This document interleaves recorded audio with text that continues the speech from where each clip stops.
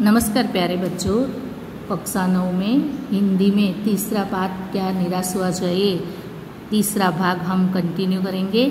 अब हमने देखा कि पूरा समाज ऐसे कहाँ प्रमाण हम खोज नहीं सकते, भ्रष्टाचार कहाँ है, लेकिन पर्दाफाश करना और किसी के प्रति हमें बुराई में ही रस लेना और उसे बुरी तरह से पीड़ित करना, किसी के दोषोद्घाटन करके उसको पूरी तरह से दुखी करना, वो भी हमारे लिए अच्छी बात नहीं है। तो यहाँ दो घटनाएं लेखक ने दी है। उसमें पहली घटना है जो हमारे देश में अभी भी मानवता बची हुई है, लोग ऐसे धर्म से चल रहे। वही बात से पहला एक उदाहरण है कि रेलवे टिकट कैसे बताई, रेलवे टिकट मास्टर ने अपनी ईमानदारी कैसे बताई। तो एक बार लेखक कुछ कहीं जा रहे थे तो उन्होंने टिकट मास्टर से टिकट ली, 100 रुपये की नोट दी और 10 रुपये की टिकट थी, लेकिन जल्दबाजी में लेखक जल्दी सेकंड क्लास के डिब्बे में वहाँ पहुँच जाते हैं। तो टिकट बाबू ने देखा कि आदमी तो मेरे पास, यानी लेखक भूल गए हैं 90 रुपये अपना, वो दौड़ते हैं और वहाँ चेहरा पहचानते हुए लेखक के पास पहुँच जाते हैं और बहुत ही बड़ी विनम्रता के साथ लेखक के हाथ में 90 रुपये रख दिए और बोले यह बहुत गलती हो गई थी, आपने भी नहीं देखा, मैंने भी नहीं देखा। और उनके चेहरे पर विचित्र संतोष की गरिमा, यानी एक गरिमा, यानी उसका एक महत्व, मान, सम्मान था। और लेखक कहते हैं मैं चकित रह गया, मैं आश्चर्यचकित रह गया कि ऐसे ईमानदार हमारे देश में है।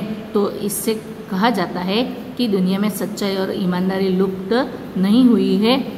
ऐसी अनेक अवांछित घटनाएं, यानी बहुत सारी घटनाएं अभी भी हमारे समाज में लेखक के सामने आई है। तो लेखक यहाँ दूसरी बात बता रहे हैं कि एक बार लेखक बस यात्रा कर रहे थे अपनी पत्नी और बच्चों के साथ, तो कुछ खराबी आने के कारण कुछ थोड़े ही दूर गंतव्य, यानी अपने पहुँचने का लक्ष्य होता है, जहाँ पहुँचना है वह स्थान, उसे कहते हैं गंतव्य। गंतव्य से कुछ 5 मील दूरी पर निर्जन सुनसान अवस्था में बस रुक जाती है। कुछ टेक्निकल खराबी होने के कारण कंडक्टर, सब यात्री दबरा गए। कंडक्टर ऊपर गया, एक साइकिल ली और वह चलता है। वहाँ से लोगों को संदेह हो गया कि शंका आई कि शायद कि हमें ये लोग कुछ न कुछ हमारे साथ धोखाधड़ी करेंगे, ड्राइवर और कंडक्टर दोनों मिलकर। तो बस में बैठने वाले सभी लोगों ने कई बार शुरू कर दी, यहाँ तो चोरी डकैती होती है। एक बार यहाँ बस को लूटा गया था।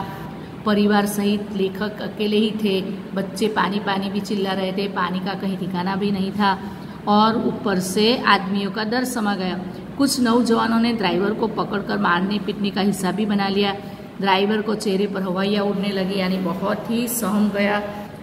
ऐसे तो हवाइयाँ उड़ना मुहावरा है, चेहरे का रंग फीका पड़ जाना, ऐसे तो उदासी होना, ऐसा एक निराशी हो जाना कि अब क्या होगा, ऐसा ड्राइवर सोचने लगे, क्योंकि सब मारने के लिए आने वाले थे।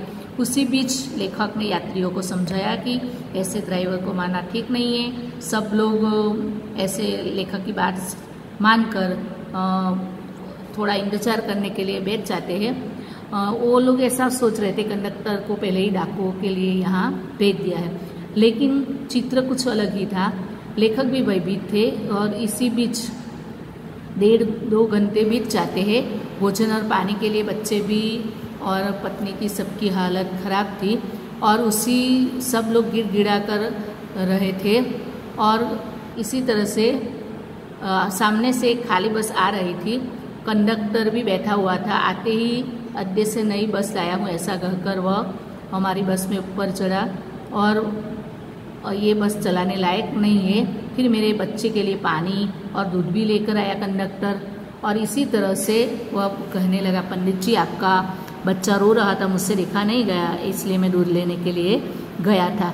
यात्रियों की फिर जान आई, सबने धन्यवाद किया, ड्राइवर से माफ़ी मांगी और 12 बजे से पहले लेखक कहते हैं हम अड्डे पर, यानी जहाँ पहुँचना था वहाँ तो इसी तरह लेखक कहते हैं कि कैसे कहा जाए कि मनुष्यता एकदम समाप्त हो गई, नहीं है।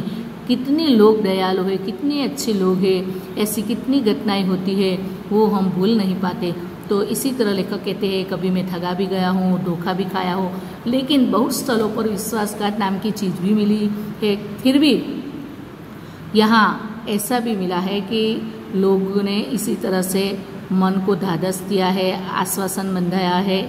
ढाढ़स बनना यानी आश्वासन देना, हिम्मत बढ़ाई है। कविवर रविंद्रनाथ ठाकुर ने अपनी प्रार्थना में लिखा है कि जीवन में शायद संसार में केवल नुकसान ही उठाना पड़े ना, धोखा ही खाना पड़े, तो ऐसे अवसर पर भी हे प्रभु मुझे उस परिस्थिति को संभालने की यानी उसमें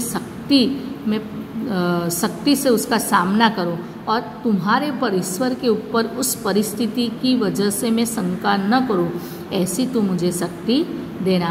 तो इसी तरह इस पाठ में हमारे भारत देश में ऐसे कई बहुत महान लोग हैं जो जिनकी वजह से हमारे देश का नाम ऊंचा है और हमारा देश महान है। तो कभी निराश होने की ज़रूरत नहीं है, क्योंकि मानवता हमें अभी भी बहुत सारी पड़ी है, यानी मानवता से भरे लोग हमारे यहाँ है। तो यहाँ पाठ हमारा समाप्त होता है। शब्द के अर्थ देख लेंगे। तस्करी, चोरी, प्रत्यारोपण यानी प्रति आरोप लगाना, दोष यानी बुराई, अपराध, अतीत यानी बीता हुआ समय, गह्वर यानी गद्दा, मनीषी यानी ज्ञानी, माहौल यानी वातावरण, निरीह यानी भोलापन, फरेब यानी धोखा, भीरू यानी डरपोक, आस्था यानी विश्वास, त्रुटि यानी गलती, परीक्षित यानी परीक्षा में पास होना यानी सफल होना, किसी की कसौटी पर खड़े उतरना, परीक्षा में पास होना, आलोड़न यानी मथना, संघर्ष करना, स्थिर यानी अचल, विद्यमान यानी उपस्थित, उपेक्षा यानी अवहेलना, गुमराह यानी रास्ता भूला हुआ, वाणिज्य यानी व्यापार, पैमाना यानी उसका मापदंड, दक्यानुसी यानी पुराने ख्याल वाला, वंचना यानी धोखेबाजी। मुहावरे को देख लेंगे। मन बैठ जाना, उदास होना, फलना फूलना, विकसित होना, पर्दाफाश करना, भेद खोलना, कातर ढंग से भयभीत होकर देखना, ढाढ़स बंधाना, सांत्वना देना, चेहरे पर हवाइयाँ उड़ना, चेहरे का रंग फीका होना। तो यहाँ हमारा पाठ समाप्त होता है। धन्यवाद।